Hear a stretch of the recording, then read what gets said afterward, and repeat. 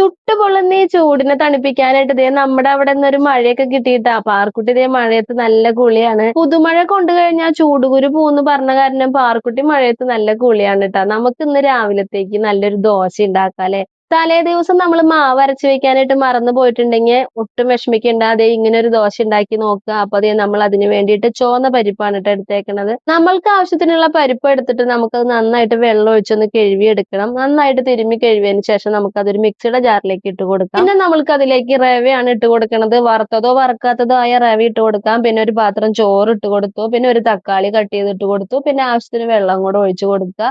എന്നിട്ട് നമുക്കത് നന്നായിട്ടൊന്ന് പേസ്റ്റ് ആക്കി ഇതുപോലെ അരച്ചെടുക്കണം. പിന്നെ നമുക്കതൊരു പാത്രത്തിലേക്ക് ഒഴിച്ചതിന് ശേഷം ഒരു നുള്ള് ബേക്കിംഗ് സോഡയും ആവശ്യത്തിന് ഉപ്പും കൂടി ഇട്ട് നന്നായിട്ട് ഇളക്കി മിക്സ് ചെയ്തെടുക്കാം. നമുക്ക് ബേക്കിംഗ് സോഡ ചേർത്തണം എന്ന് നിർബന്ധമൊന്നുമില്ല കേട്ടോ. ചേർത്തില്ലെങ്കിൽ നല്ല ദോശയായിട്ട് കിട്ടും.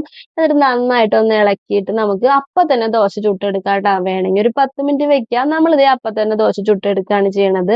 ദോശച്ചട്ടി ചൂടാക്കാൻ വെച്ചതിന് ശേഷം നന്നായിട്ട് ഒന്ന് ഇളക്കി അങ്ങോട്ട് മിക്സ് ചെയ്ത് നമ്മളുടെ ദോശച്ചട്ടിയിലേക്ക് നമ്മുടെ മാവ് അങ്ങോട്ട് 2 കയ്യിൽ വേണമെങ്കിലും 1 കയ്യിൽ വേണമെങ്കിലും ഒഴിച്ചു കൊടുത്ത് നമ്മളുടെ ഇഷ്ടത്തിന് വലിപ്പത്തിനനുസരിച്ച് നമുക്ക് ചുട്ടെടുക്കാം ട്ടാ.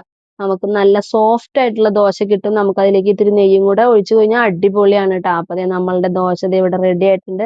നല്ല മൊരിച്ച് ദേ അങ്ങോട്ട് ചുട്ടെടുത്ത് കഴിഞ്ഞാൽ അടിപൊളി ദോശയായിട്ട് കിട്ടും ട്ടാ. നമുക്ക് എല്ലാ ദോശയും ദേ ഇതുപോലെ ചുട്ടെടുക്കാം. നമ്മൾക്ക് ഇനി രാവിലത്തേക്ക് ദോശമാവ് അരച്ച് വെച്ചില്ലല്ലോ എന്ന് വിചാരിച്ച് ആരും വിഷമിക്കണ്ട. ദേ നമുക്ക് സിമ്പിൾ ആയിട്ട് ദേ ഇതുപോലെ ദോശമാവ് ഉണ്ടാക്കി എടുക്കാം ട്ടാ. നമ്മളുടെ ദോശയിലേക്ക് ദേ നല്ലൊരു ചട്നിയും കൂടി ഉണ്ടാക്കി എടുത്തിട്ടുണ്ട്. അപ്പൊ നമ്മളുടെ ഇന്നത്തെ സ്പെഷ്യൽ ദോശയും ചട്നിയും അടിപൊളിയാണ്. എല്ലാവരും ട്രൈ ചെയ്ത് നോക്കിക്കോളൂ. നമുക്കിത് അമ്മയ്ക്ക് കൊണ്ടുപോയി കൊടുത്തു നോക്കാം. അമ്മ കഴിച്ച അഭിപ്രായം പറഞ്ഞാലാണ് നമുക്കൊരു സമാധാനം ഉള്ളൂ അല്ലേ. ഇന്ന് രാവിലത്തേക്ക് ദോശയാന്ന് വേണ്ടത്. ചോന്നൊക്കെ ഇരിക്കണ്ടല്ലോ. എന്തിട്ടൊക്കെ ഉണ്ടാക്കി വെച്ചേക്കണാവോ, ദൈവത്തിനറിയാം.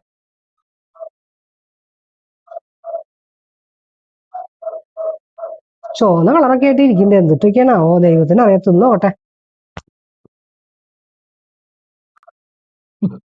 കുഴപ്പമില്ല, നല്ലതാട്ടാ.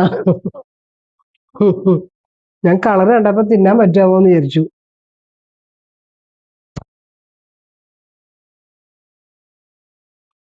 നന്നായിണ്ട്. ഇത് അരി കൊണ്ടല്ലാന്ന് തോന്നുന്നു. എന്തുട്ടാന്ന് ഉണ്ടാക്കിയ ആൾക്ക് അറിയാം എന്തുട്ടുണ്ടാന്ന്. എന്തുട്ടുണ്ടാ ഞാൻ സൂപ്പർ അതിന്റെ മോളെ. അരിയാണോ എന്തുട്ടാണോന്നൊന്നും എനിക്കറിയില്ല. ഞാൻ തിന്നുന്നുണ്ട്, നന്നായിണ്ട്.